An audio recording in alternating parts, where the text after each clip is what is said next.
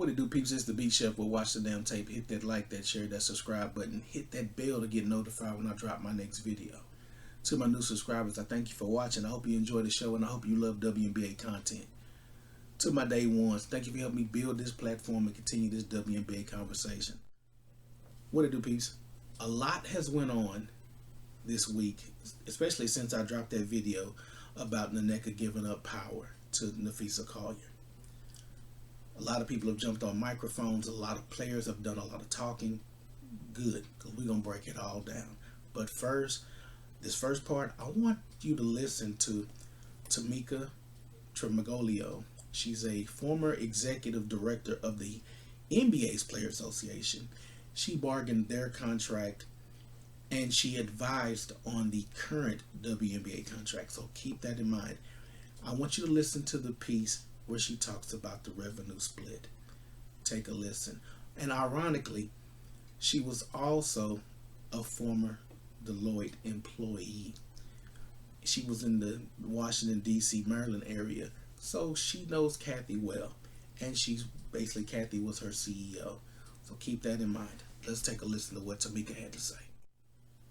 Reality is, however, in the actual CBA, the rev share is 50-50. So it sounds really good on its face, right? That's very similar to men. That's the expectation. In reality, there are so many expenses that have been agreed upon that come off the top before you get to the 50-50.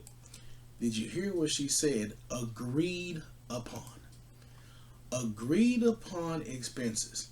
So if you ever hear a WNBA player say they don't have a 50-50 revenue share split, they're lying. They're either lying, especially if they're an executive, they're lying. If Nneka says it, she's lying. If Breonna Stewart says it, she's lying. If Nafisa Collier says it, she's lying. It'd be different if it was a youngster.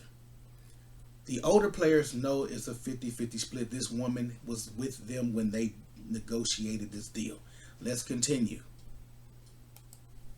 And then in addition, even for the women, the 50% is then divided in half, where 25% of that goes to the players individually, and then 25% of that goes to the marketing piece that then is paid to select players. That's another important thing. We talked about that in the summer. We talked about how the revenue was split 25 to the players, 25 to the marketing, and the key word, select players. Keep that in mind, folks. Select players. As we go further along in some other videos, you'll see what I'm talking about. This select player thing is going to be a reoccurring theme. So that's where they're getting down to the 9 and 10%. That's not what the women had hoped for, obviously, and arriving at that at the very beginning. But the reality is, because when you're setting up for the media deals, etc., there's additional money that's being spent, and that's coming off the top before you get down to what is actually being paid to the women.